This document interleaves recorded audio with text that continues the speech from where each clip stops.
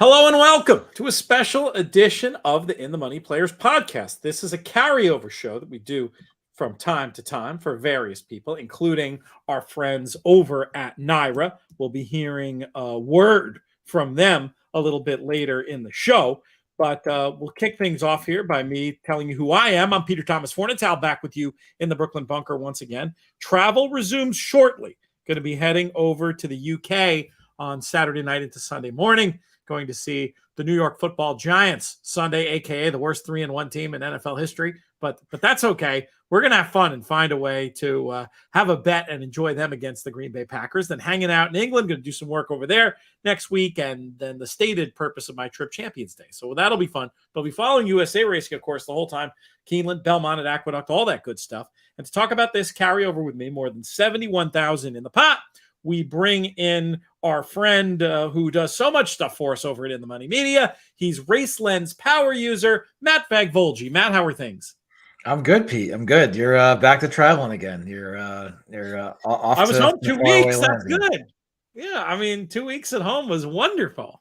But yeah, the road calls, and I will answer. Let's talk about the sequence in general. Clearly, when we saw these cards drawn, it was a case of, wow, what strong turf racing for Aqueduct on a Thursday. I smelled this one coming from a mile away, which is why we didn't record this show yesterday. All that cold, all that rain in New York. I think to protect what's left of the grass season, they didn't have much choice but to take these races off the turf today. And we're left with something very different than what we thought we had, but still an opportunity to take a shot and maybe make some money. Yeah, I think it does produce some outsized results when you get these races off the turf. I think it just smaller fields, but might create a bit of confusion, right? So I think that that always helps in trying to build through the sequence. It's unfortunate. You know what I mean? It's unfortunate that we don't have these turf races like we hoped. With some nice full fields, but no, I still think there's some opportunity. And listen, when there's a carryover going on, there's definitely your eye should be drawn to it.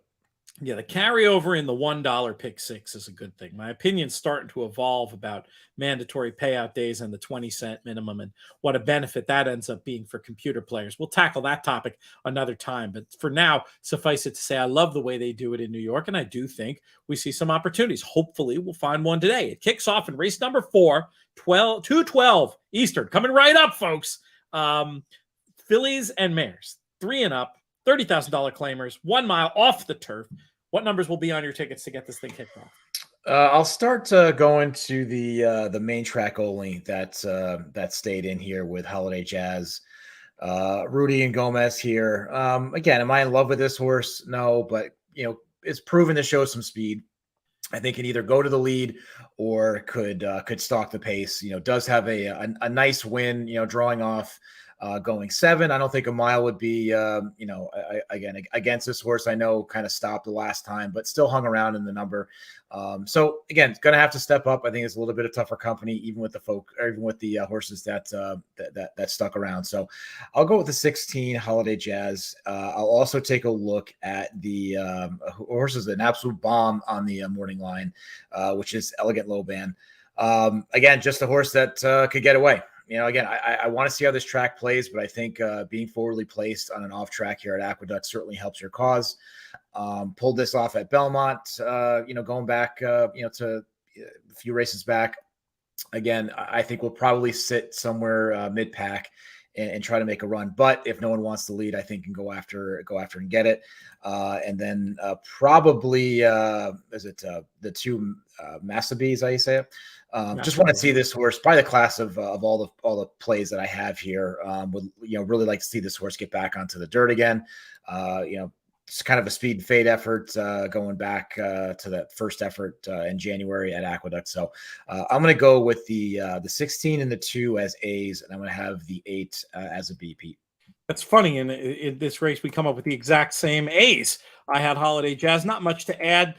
MTO off the claim for Rudy should get a positive type journey. And I did think Massaby was interesting. Bet in the lone dirt start at the maiden special weight level, did show some speed, just maybe not as bad as it looks in dark form in a race that could confuse people. I thought there was enough to hang on to. I wanted 16 and 2 on the A line. I'll mirror you with the 8 on the B line. And that'll take us to race number 5, where we've got $14,000 claimers going 1 mile on the dirt. I went with the pace angle in here, which I thought was number 1, Mr. Briggs. And maybe thought that work 3 back signaled a little bit of readiness off the break.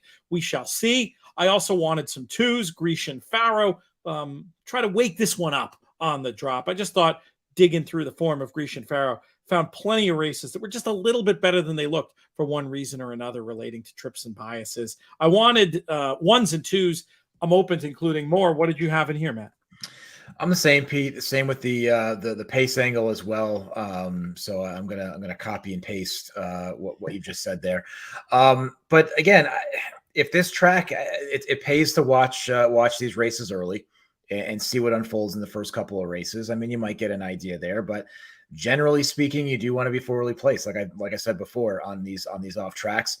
I just think Mr. Briggs is a lone speed. I don't see really anyone else going with this horse. And time form agrees too, kind of a clear lead on the 1 Mr. Briggs. So I'm going to use the 1 and 2 as A's. I think the 4 Jay's Dreams, another horse you certainly want to mention, has a nice win on a sloppy track at Aqueduct going a mile. So, again, you got Pratt aboard as well. Probably should sit off the pace too. So if it looks that those front end horses aren't really holding in the stretch, you certainly want to move this horse up a bit too. But that was the only one to give another mention to. But I'm with you, Pete, on 1 and 2 in the A lines, and I'm going to back up with the 4 Jay's Dream on the B line. Let's move on to the 3rd race of this sequence, race number 6, starter allowance off the turf once again. You're going to hear that term a lot, off the turf, for the rest of this card. 6 furlongs on the dirt this time. Matt, we'll keep it with you. Horse I wanted to bet on the turf. I'm gonna play here on the dirt, and that's Fast and Furious. Made a nice score on this horse at Saratoga, so hopefully it's not just that playing in my brain. Loyalty. Yeah, exactly. Wanted to bet this horse back, but listen, I think this horse is just a solid horse. Fits in this group. Is going to be tough to catch on the front end. I would say maybe the 3 Blinding Light will stick around for a little bit, but I don't see much. I think that Fast and Furious is going to be able to shake any pace pressure off. That's going to be a lone A for me. A couple other horses to mention. You got to go a little bit deep, but is it Spetro, the 8? Again, you gotta find it deep, but I think this horse has some decent races on the dirt. Decent race in the mud back at Belmont, going back ways. But again, I thought had some dirt experience that could play and will certainly be a price. And I thought the 11 Sugar Ray Leonard, again, just proven a bit with dirt form. It's going to have to step up today, I think, with this group. But Lone A, Fast and Furious. I think this horse is going to be tough to beat in this race, Pete. But I will back up with the 8 and the 11. All right, and a little Blinding Light as well. So I had that's what I had. I had the 2 Fast and Furious as a lone A, the 8 Spetro, is how you say it. Is that how you say it, Pete?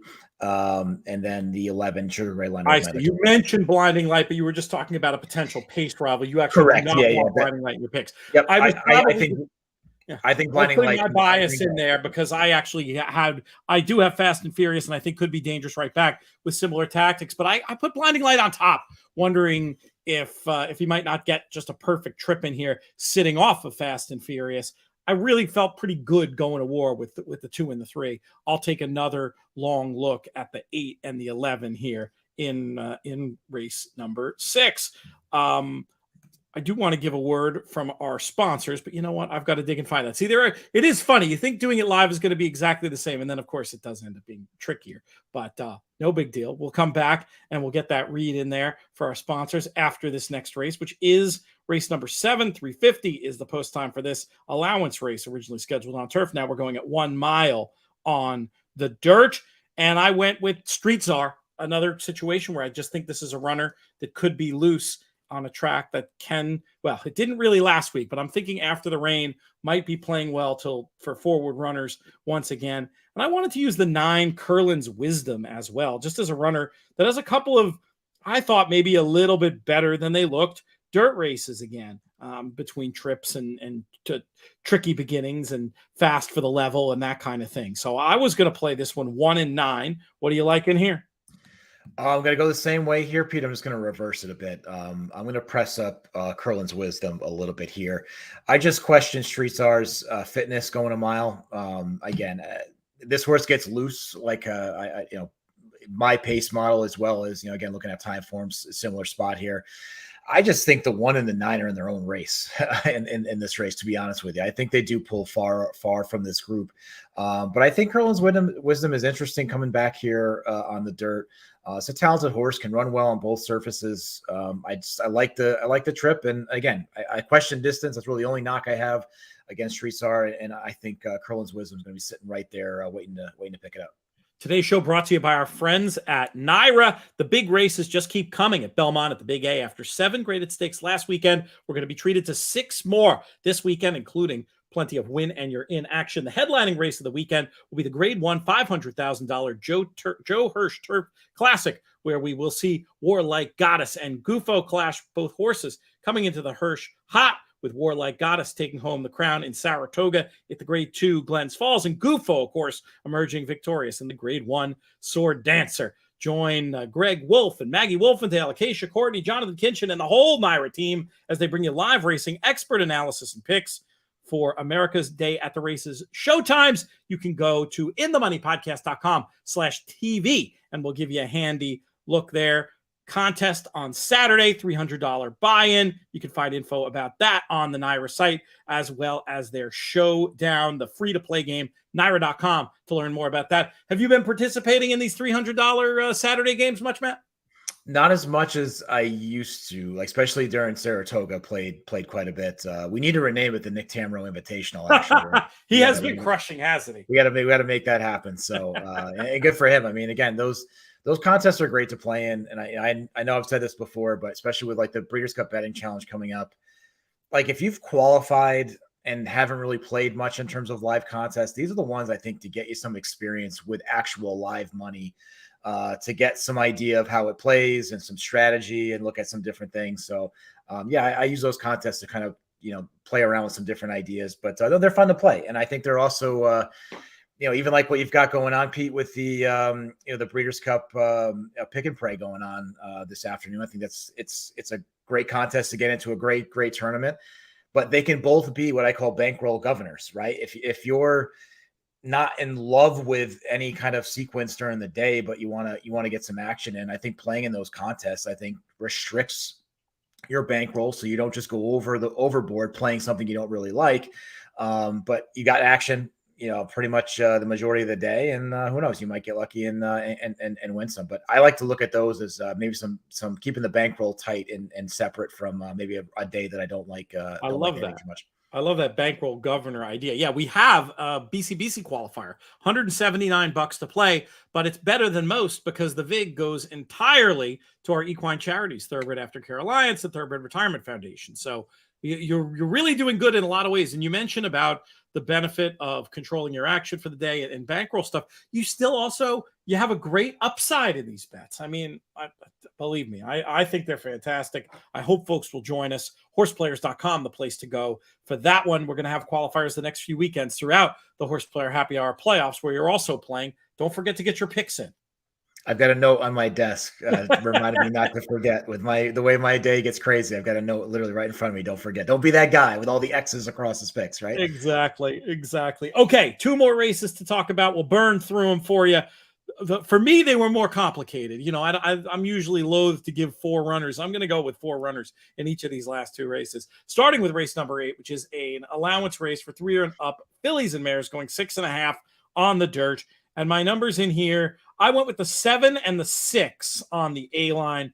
The 7 on time form anyway, bit of a pace angle for Patty H. Comes here off a long layoff, has workouts that suggest that I think she'll be ready though. And I thought just made plenty of sense in this spot. And I also thought that the 6 Movie Moxie was very, very interesting in this spot, coming out of a very similar race that was maybe a little bit tougher. I'm not sure what's going to happen in terms of the pace situation for Movie Moxie, but this will be the 3rd dirt race since the layoff. I just thought she fit. I wanted 7s and 6s on the top line, and then on the B line, I did want to include Mosienko, who I think will get a very good trip from forward position, and bank on Anna coming out of that coming off that stakes win. I thought was worth including as well. So 4 and 3 on the backup line, 7 and 6 on the top line. How do you see this one? Yeah, I think it's small-ish field with with a lot of competitors you can make cases for. So I'll be slightly boring keeping the 4 Mosienko on the A line. Again, I just think that if you look at the last 3 races, especially that last race right here at good old Royal Aqueduct, I think it's going to sit the same trip. I think this race might be a little bit tougher, but I would say kind of in the same range. I just think Pratt sits off it again, and it's going to have to run down the 7 you mentioned that I think is going to have a big say in this race, Patty H, where just runs to open air. I love horses like that, and I think this horse will get the lead and just might be tough to catch down. Could be one of those where you think, just when is the 4 going to go by and just never seems to do it. So I want to have both of those horses on the A line. I thought a horse was interesting. It's going to be a bomb, and I probably will play it in these contests today. Is the 2 Honey Money. I just think there's some races on some off tracks that get this done. Again, I certainly am going to need to step up today, but could sit off that pace and come rolling late. So that's one I wanted to throw in there with some nice form, deeper into the form with some off tracks is the 2 Honey Money. But my 2 A's are going to be the 7 and the 4, and I'm backing up with the 2. Let's talk about this nightcap, the pay leg. We've got 3 and up, New York bred, maiden claiming 40s. That sounds like a typical nightcap. Of course, now you throw in the off the turf and a bunch of scratches, and it's a little bit different. I still had trouble narrowing down. I'm hoping you have more clarity than me in this spot. Matt Vagvolgyi, how are we going to get paid? I use 4 horses here, and some of them are going to be a little bit off the wall, but I'll start with a horse that's probably going to take, I would assume is probably going to take some money, but who knows, 30 to 1 on the turf morning line. But with the 5 Kimbo Dancer, I want to see this horse back on the dirt. And I know I'm repetitive in this case, but I love that speed and fade run line. First out, first time starter, first time on the dirt, goes to the turf, doesn't really show much. Was on a sloppy track as well, so I think it shows some speed. Again, I like horses that are forwardly placed today, so I'm going to take a shot with the 5 Kimbo Dancer. The number 10 as well, just I would say on a pedigree standpoint, I think should like the dirt. So I want to include there in a confusing race. So it will be the first time on the dirt. Who knows, might get a little bit of a price there as well.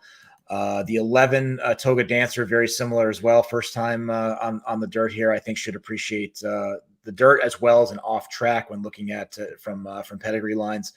So I'll include the 11. I'm also going to throw in the 12 as well. Addicted to You, probably a deeper B in this case. Just has some experience on an off track, and I think has had better performances on the dirt versus some of the turf. I know on the turf, in terms of being involved and getting in the number, I feel like some of these races on the dirt are pretty good and might have a good showing here. So I'm going to go. So on the A line, I'm going to go 5, 10, and I'm going to back up with the 11 and 12, Pete. We're similar, funny enough. I definitely had the 5 in the mix, more as a backup. In my original picks, I wrote down Addicted to You as my top choice. And it's funny because going through the form, it's an ugly duckling top choice, that's for sure. 0 for 13 for this New York bred. And while has shown some promise in these dirt races, and I did think those dirt races were both, fast for the fast pace, fast finish for the level. So I was willing to excuse the 8th and 9th place finishes. And then the last time, just bet really hard, impossible trip. This is just a one more chance. I don't know. Let's give it a whirl. In a race where I don't really have much of a strong opinion, but that's who I went with on top. Addicted to You, not just a Robert Palmer hunch play. And then on pedigree, I was very interested to see the 8 Sense a Giant on dirt with Street Sense. Giants Causeway Dam has done no running on the turf. It's just a guess.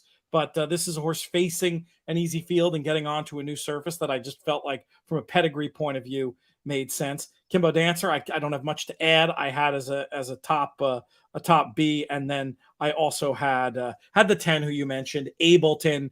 Also, just breeding wise, Twirling Candies will run on anything. Luata's on a mow on the bottom, more turf, but it's different kind of blood. I thought was interesting based on the Twirling Candy factor alone. So 12-8 on the top line, 5-10 on the back line for you, 5-10 A line, 11-12 on the B line. And that's it, Matt. I don't think we should dilly-dally. We got to get the show up and out there in the world, given how quickly these races start. But we'll be bothering you again soon, my friend. Sounds good, Pete. See you then. Thank you one more time to our sponsors over at Naira. Thanks to Matt Vagvolgyi, and thanks to everybody out there for supporting In the Money Media. Our Breeders' Cup package is going to be available soon. You join Plus today. You get all our Keeneland and Santa Anita stuff and that inthemoneypodcast.com/plus to check that out. May you win all your photos.